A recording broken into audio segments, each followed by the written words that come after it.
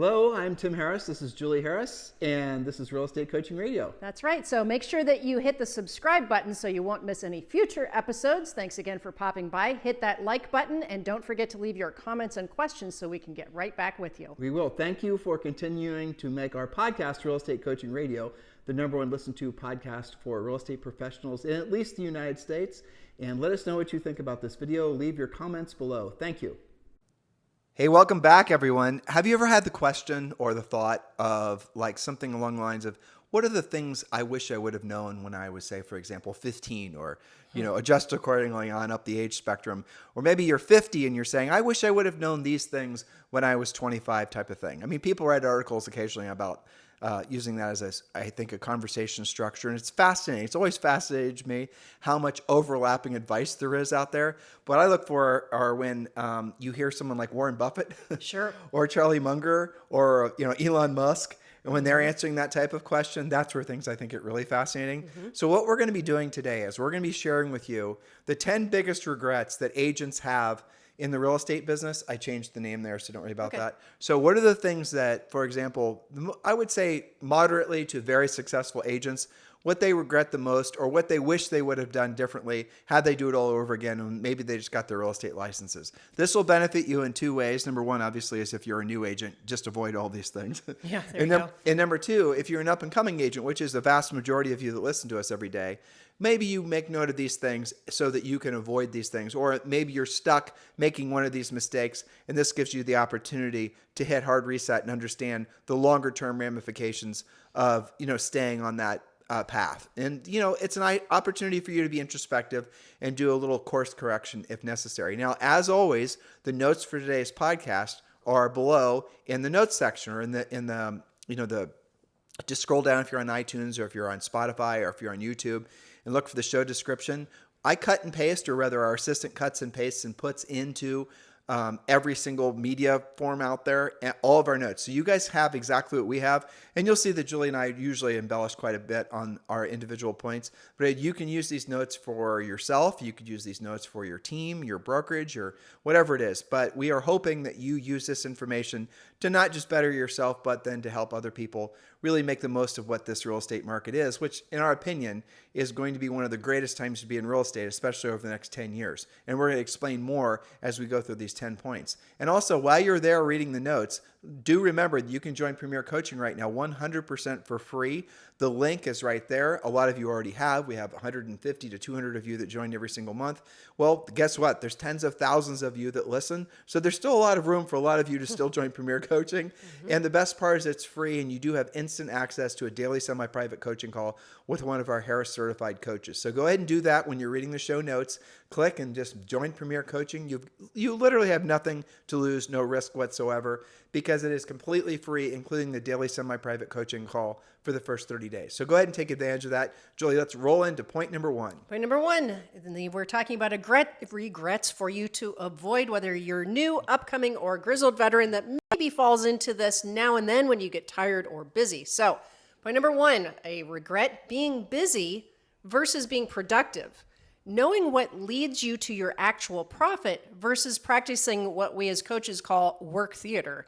Memorize your action list of productivity and don't waver from it. Our Premier Coaching clients and my elite coaching clients can tell you this list in their sleep. What makes you money in real estate? Lead generation, furiously fast lead follow-up, pre-qualifying, presenting, negotiating, and closing, lather, rinse, repeat, but most importantly, of course, generating the lead in the first place. So let's embellish that point ever so slightly. Here's great news for all of you that are the hate schedules, is that you should be scheduled. You should be scheduled for at least the morning. If you are scheduled every single day from, say, 7 a.m. till noon, for the rest of the day, you don't have to be scheduled. Matter of fact, a lot of you are going to be able to get done what you need to get done every day well before noon. Because if you are efficient at your your proactive lead generation, your lead follow-up, your pre-qualifying, you're presenting, you're negotiating, and then you're going to be going on listing appointments, ideally in the afternoon, you don't have to have that structured of a day. And remember what Julie said, there's a difference between being busy and being productive. So how do you know whether you're being busy or being productive? A lot of us are seduced into doing things that we believe that sometime in the future, branding, marketing, I'm talking about you, that will pay us dividends. Well, you've got to realize that if you cannot draw a direct 100% clear as day line between your effort and the results would be helping somebody and getting paid, you shouldn't be doing it, especially in an economy and a real estate market like this. Point number 2. Point number 2, and this one goes to your personal life and your business life, not showing overt gratitude to those who matter most.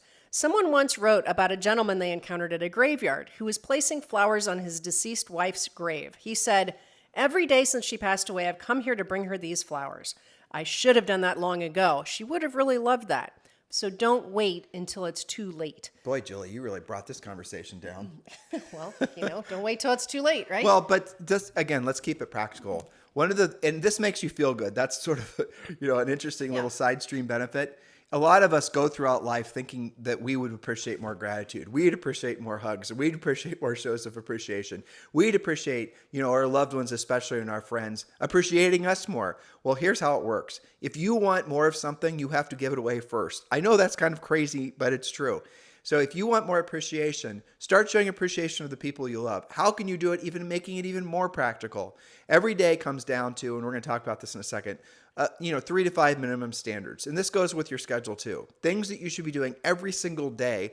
And really you can use these 10 regrets to kind of comprise your own minimum standards. But one of the things we prescribe to all of our coaching clients is that you do overtly, as in through your words, or maybe just a quick message, right? Show overt appreciation for other people. When was the last time somebody said something overtly to you that was showing appreciation? When was the last time you received a note from somebody, or even a little show of gratitude in any form from anybody? You notice how people have gotten out of the habit of saying thank you. People have gotten out of the habit of really saying why somebody means something to them. It doesn't have to be some long soliloquy. Thank you. I need to caffeinate it up, don't I? Permanently, yes. Yeah. But it doesn't have to be something like that. It could be something that's just really short and to the point. Listen, you said something to me the other day that I really appreciate, and it helped me in this way. Those types of things go a long way with virtually everybody. And if you really want to differentiate yourself, not just for the sake of making money, but if you want to differentiate yourself as a human on planet Earth, right? Mm-hmm. I have to say planet Earth because we might be on planet Mars sooner than we think. Right. You do want to be that person that's always showing appreciation to other people. In your family, make sure you're doing that every single day. Hug, kiss, I love you. That goes a long way, because it's so easy to take the people that mean the most to you for granted. And those are the people that you're going to miss the most when they're no longer in your life. And I'm not just saying, because they're no longer alive. And I'm saying because they didn't feel appreciation from you, and they're now essentially, ghosting you out of their lives. It's too late. You guys get it? Next point. Yes, thank you for making that point even better. All right, point number 3, spending too much time getting ready to get started. Now, this one drives the coaches crazy because it is so symptomatic in real estate. Getting ready to get started and staying in unconscious incompetence perpetually. Unconscious incompetence is when you don't know what you don't know because you're spending so much time getting ready to get started. This is a result of many different things. Some of them are analysis paralysis, following the wrong, quote, guru, not being your own guru, lack of exposure to success, or possibly just, I'm going to say it, laziness. All of these things are curable, but you must be proactive. You've got to get out of getting ready to get started to someday possibly be ready to maybe consider being proactive. That's the reason one of the underlying themes of our coaching program is learn while you earn. Don't just learn and then say, one day I'm going to get started actually doing the real work of real estate and then I'm going to earn. Learn on the job. Your best people to role play with, your best people to practice with, the best way for you to learn the fastest is join the coaching program, obviously use our systems, and then work with customers. Don't wait until you've mastered the listing presentation before you finally have the courage to go on a listing presentation, or I'm not going to go after that for sale by owner until my pre-listing pack is done. Yes, it would be better to have your pre-listing pack done, but no, you should not wait for anything to be done. Just go knock on the door. That's right. You are not learning to be a surgeon. I mean, maybe a couple of our listeners are, but that's different. When you're a surgeon or a pilot, you can't really, practice in the same way that you can in real estate, which is a huge blessing. Welcome to the first day of medical school. This is Bob. He's volunteered to be, your practice. Patient number one. Patient number one, right. So go for it. Hopefully you've read the educational video. Hope to see you at the end. Okay, point number 4, health and fitness fails. Again, we're talking about regrets to avoid. Health and fitness fails. How long are you going to wait to get into shape? Does it take a health scare to get you into action? Working out at Orange Theory, CrossFit, Zumba, or other is not just good for you, but will also grow your business when you learn the Ford script. We've done podcasts on that, talking about family, occupation, recreation, and dreams. But waiting, if you know that you are out of shape, whether that's 5 pounds, 50 pounds, or worse, it's not going to get better if you wait. There's no really. There are no benefits to being overweight. And by the way, everybody pretty much is 15 or 20 pounds overweight. And there are so many ways, so much money that is made. I bet you billions of dollars every year trying to sell people into this, new guru's way of losing weight. There's so many fads and things like that. I'm going to give you guys the bottom line. Are you ready, listeners?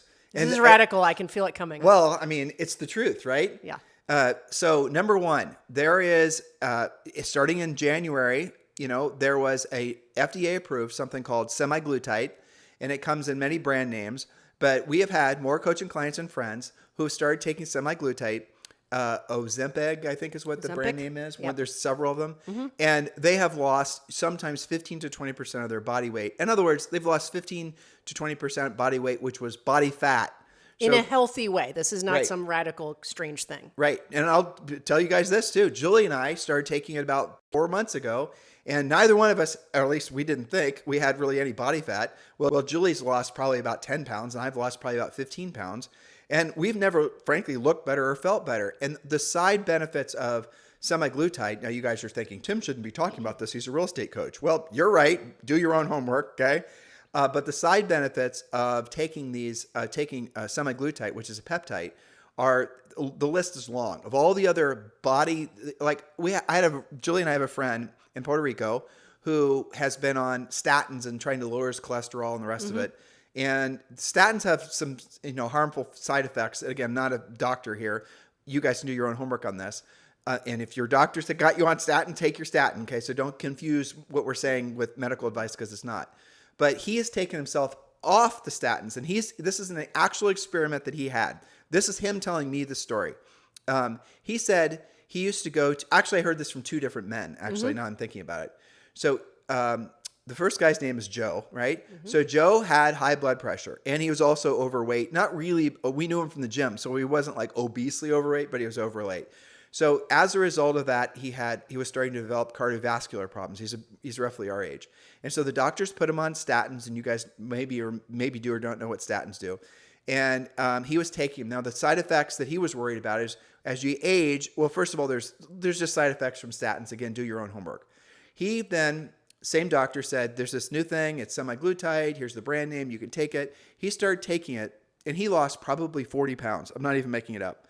We hadn't seen him for a matter of months. Then I saw him, and he looked like almost a different person. He looks at least 10 or 15 years younger, too. For sure. But here's what he told me that was really shocking. He said he went to the doctor to have his blood panel done and to check his blood cholesterol and all the rest of it. And he said he went and had it done, all the normal process. The doctor sent him back in. The doctor said, Joe, it turns out that, we think the labs were messed up. You have to go have your blood panel done again. And Joe said, okay, well, whatever. There was a mistake made at the lab. And then they did it again. Then the lab results come out the same. And then they realized that what was causing his actual cholesterol levels to reduce weren't the lipids and all, or not the statins. Statins, right? It was the semaglutide. And what happens is it's a drug that was originally made for people that had diabetes. And it does things in the body that causes you not just to eat less, but also causes your blood sugar to get in check. Research this yourself. That's number one. Every single one of you should be seriously considering at least researching semaglutide and decide if it's for you or not. Semaglutide is the peptide name, and it comes in brand names, like I said. And if you're furiously typing away on your keyboard like that cat in all of the memes that, why are Tim and Julie talking about this? Ask your doctor. We're just exposing you to something you should investigate. That's all. So no negative comments because we're talking about things that are outside of our wheelhouse. We know we're talking outside of our wheelhouse. We're just giving generalized advice and hopefully giving you a direction that you can follow. Number two, you definitely should consider, and this actually works perfectly if you're on semaglutide, this being low carb. The jury is in. Low carb is the lifestyle to have. Research it yourself. Sugar is pretty much the poison in all these different processed foods. Research this yourself. Just 100% research being low carb, having a low carb lifestyle. Number three, you don't have to do what Julie and I do, which is, working out every day using kettlebells and all the rest of it. We do that because we like to personally challenge ourselves, and the physical challenge of especially what we do with kettlebells actually makes us better in other aspects of our lives too, which is another benefit of working out and keeping your body in good shape. It keeps your mind frosty. Well, so you don't have to do that. And again, research has been done. If you just walk for 15 minutes a day and combine with those other two things, your life is going to change. Now, if you do this, habit stacking, some people call it, if you start working out, if you start, go to the doctor, have your blood panel checked, do your own homework on all of this, and you can go and listen to, there's so much fantastic information, especially on YouTube for doctors that have researched all this. There's a podcast I listen to. I don't remember the name of it right now. If you guys want to know, just ask me on Instagram. Our Instagram handle is @timandjulieharris.com, where I've learned a lot about this stuff over the years. But that is your very easy to understand path forward that will work for many of you to get your health in check. And the future version of you will absolutely sing the praises of the current version of you. Listen, set your skepticism aside. Again, every time we talk about anything that's health related, we always get people that are confused by what we're talking about. We're not qualified to talk about it. You are right. We are not. Do your own homework. Make your own decisions. Point number 5. That's right, because this podcast is about getting rid of some of the things that you would regret in even a week from now or a month from now. But that is a good example. You could become the most successful real estate agent ever was, but you've got horrible health. What the hell benefit do you have? What's the point? What's Exactly. the point? You have to do these things simultaneously. So that brings us to point number 5 on your list of regrets. Could be relying, this is your favorite one, relying on the 3 B's of BS for your success. That's building a team, buying business, or building your brand. None of those things are actually related to your success. Well, you should have not used the word success there. You should have used the word profitability. Okay. Not related to your profitability. So Right. stop looking for external reasons and take ownership of your trajectory. Learn to proactively lead generate, or you will never be in control of your potential. Well, the reason I had Julie change out the word success is because you define success however you define it, but there's only one way to define profitability. You are profitable or you are a nonprofit. And so we're coming out of this era for the last 15 years where you got your real estate license and now you're being pressured to buy leads. We talk about buying, the fallacy of the lead buyer. We've talked about that forever. Here's really all you got to look at is it goes to profitability. Many of you are working for brokerages where you're like, I am just going to work with this brokerage because they give me leads.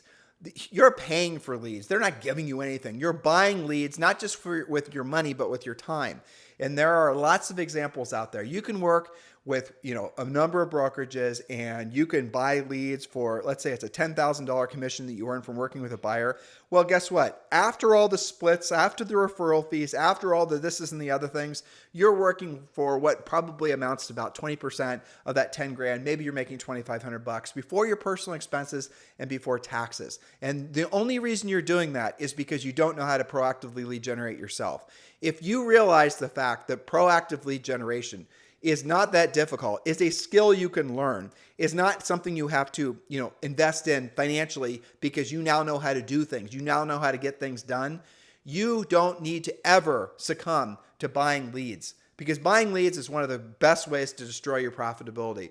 Building a team. Now, we are huge advocates of building a team in the sense that we want you, as your production increases, we want you to obviously add staff. You have to add staff if you want to do more. You have to scale your business. Okay, so don't misunderstand what we're saying. What we're trying to help you understand is you are giving, a lot of people are putting a lot of pressure on you that in order for you to be successful by their definition of successful, which is selling more houses, not necessarily increasing your profitability, that you have to add a lot of staff. There is a time when to hire, there is a time when to fire, and you have to do it appropriately or you're not going to have any profitability. And now the last one, the building your brand thing, we talk a lot about that on the podcast. A lot of you guys are being led to believe that the reason that you're not more quote unquote successful is because you have not worked on your brand. Your brand in real estate is something that comes as a result of you having helped people buy and sell real estate. Ask any successful agent where their last, dozen deals came from. They will all tell you centers of influence, past clients, proactive lead generation, not the billboard on I-35. You understand what I'm trying to explain to you guys here? There is a place for building your team. There is a place possibly for even paying referral fees for buying business. And there is a place for marketing and advertising and brand building. But it comes after you have mastered the art and science of being a proactive lead generator. Otherwise, you'll never have profitability. Every single day, I talk to people about joining Exp Realty. Julie and I have, an Exp Realty group. We encourage all of you to consider joining us at Exp Realty. And if you come to me with a team or a brokerage, I'm going to ask you to send me your profit and loss statement. You probably don't really have one, so I'm going to have to help you create one.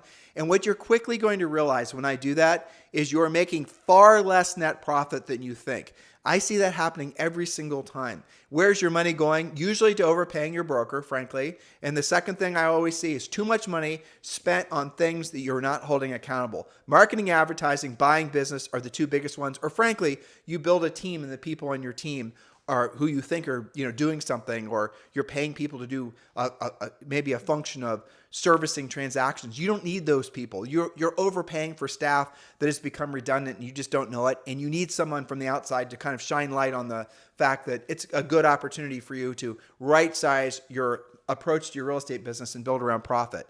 Your real estate business, guys, at the end of the day, should be producing at least a 50% paid to you profit margin. Our most successful agents, the ones that make millions and millions of dollars net to them, are usually operating above 75%. But what's happened is, because of the building of the team, the buying the business, and the building your brand types, you're seeing most profitability of most teams now is less than 10%. Less than 10%. They make $1 million and their actual profit before they pay their own personal overhead and taxes is $100,000. I'm not making that up, listeners. Well, here, you want something even more scary? You're seeing the same thing happening, and it's been happening forever with real estate brokerages. Most real estate brokerages make less than 3%. Most of them make barely less than 2% profit. It's incredible. So that's one of the biggest reasons that so many people are moving over to Exp Realty, because Exp Realty recasts a lot of the expenses you already have. It makes it so you can immediately run a vastly more profitable business. All of you should be seriously considering joining Exp Realty. We'd love the opportunity to have the conversation with you about joining us at Exp Realty and having Julie and I be your sponsor. There's two paths to follow with doing that. You can just text the letters EXP to 47372. Text the letters EXP to 47372. I'm also going to leave a link. Actually, there is a link already in the show description. You can just click down. That is a website we made that explains why you want to join EXP and why you want to have Julie and I as your sponsor. It's there. It's waiting for you to do your own homework. Or if you're ready to choose a broker or ready to upgrade your brokerage experience, and you know you want to move forward with Julie and I at Exp Realty, text me directly at 512-758-0206. That is my real cell phone number. Please text, don't call. Give me a little bit of bio information on yourself, and let's move forward and help you join Julie and I at Exp Realty. Again, my cell phone number is 512-758-0206. Regret number 6, and this is one of the number one reasons that people get into coaching. Allowing a failure, a string of failures, or a bad month, or a bad batch of transactions to become your theme song versus just saying next and moving on. You guys describe this as being stuck, or I've decided I hate real estate now because I just did 2 or 3 really tough transactions. Instead, say it's too soon to tell. That's better than making your temporary failure into an adult failure spiral. I just wrote an article for Housing Wire about this last week, Tim, where I was talking about this has become, this particular point about having like this tough stretch of business become what your year is about. Why is this worse this year? It's because the fear of missing out transactions have left the market. It's because 50% of investors have left the market. It's because a lot of buyers have decided to step on the sidelines and, maybe they don't want to or can't qualify anymore. So we've got this batch of A-plus business that was around for the past 3 to 5 years until the second half of last year has left the market. So what are you guys doing? Some of you, you're trying to turn B- or C+ business into A+ business. And because you are working with fewer people and you're not being proactive enough to find the A+ business because it's harder to find this year, you are going through a lot more stress. This is why people join coaching, so that an interested third party, that would be our Harris certified coaches, or in the case of my elite clients, me, look in at your transactions, look in at your lead generation, your pre-qualifying, your use of scripts, and say to you, you know why that stress is happening is because you want that transaction more than that person does, and you are looking for some kind of magic thing to make that transaction easier that doesn't exist. The threshold for someone to become your client today is completely different than it was 24 months ago. Not right. just financially, but emotionally, psychologically. all the things have changed. And Julie said it, FOMO, fear of missing out. So before, the market was always moving forward because everyone had fear of missing out. The seller was fearful of losing whatever they wanted to buy. They were fearful of maybe losing the money that they were going to walk away with when they sold their existing home. Buyers were obviously motivated by similar things. Now, most of that FOMO is out of the market. And here's the thing that you have to accept. Just assume what I'm telling you is true, because it is. You have never really had to learn how to sell real estate, in the essence of never really having to help people deal with their own psychological holdups about buying and selling real estate. You've never had to learn the skill set necessary in this market because the market had so much FOMO in it, you haven't had to. They were going to buy or sell with or without you. The market was selling houses. Exactly. The market was selling. Here's another way people they don't like it when I say this, but it's true. You've actually never sold a house. You technically legally have, but the buyer bought the house. You cannot talk a seller who doesn't want to sell into selling their house. You cannot talk a buyer, maybe an investor, but you cannot talk a buyer who does not already want to buy that house into buying that house, right? You're just the person there that's supposed to help them transact. You're a facilitator. You're a facilitator at the end of the day. You're going to sometimes, but that's essentially what's happened in the past. What's happening now is you have people that still want to transact. Those types of people are still in the market, but they've got so much head junk, that you're going to have the skill set to move them past the head junk, or even those people that would transact will talk themselves out of it because you don't have the facts. You don't know what to say. You don't know how to help. We talked about this yesterday. You don't know how to address their concerns about the real estate market, falling prices, interest rates. You got to learn all this. So the past market made up for low skill set agents because of all the FOMO. This market, the agents that are cleaning up are the ones that had the skill set. Now, they didn't have the skill set maybe 24 months ago, but they've learned it and they're learning it quickly. And one of the easiest ways for you guys to do this, join our coaching program. Scroll down, click the link. You can join now for free. Next point. All right, point number 7, and I see this more with the more experienced agents for the most part, I'd say, and that is having to be right all the time. Lack of flexibility, being overly rigid, and not having versatility are all hazards to your income, your reputation, and your ability to achieve your dreams. So having to be right all the time, that's something like walking away from a listing and posting all over social media. I walked away because they wanted their price $10,000 over my price. Well, you know what? If that seller was motivated and has to sell, especially in this market, maybe you shouldn't be bragging about walking away from business because you had to have what you wanted. Point number 8. Point number 8, not setting goals. Again, this is where coaching helps. A goal is a dream with an action plan. A goal is specific, measurable, achievable, realistic, and timely. That stands for SMART goals. Specific, measurable, achievable, realistic, and timely. Saying that you need to earn more money next year is a dream. Stating that you will save $25,000 by December 31st by adding 2 more lead generation spokes, saving 10% from every check, and closing 8 more transactions, doing it all before December 31st, that is a much more specific goal, more of a goal and less of a dream. And our real estate treasure map, I know it's a cheesy name, but it is our fill-in-the-blank business plan. It's waiting for you. It's in the first level of Premier Coaching. You get it for free. It's like 60 pages because originally it was a little book, right? More of a white paper. Anyway, download it, fill it out, and it's going to walk you through how to set exact specific goals. This is really any time of year is a great time of year to be setting goals.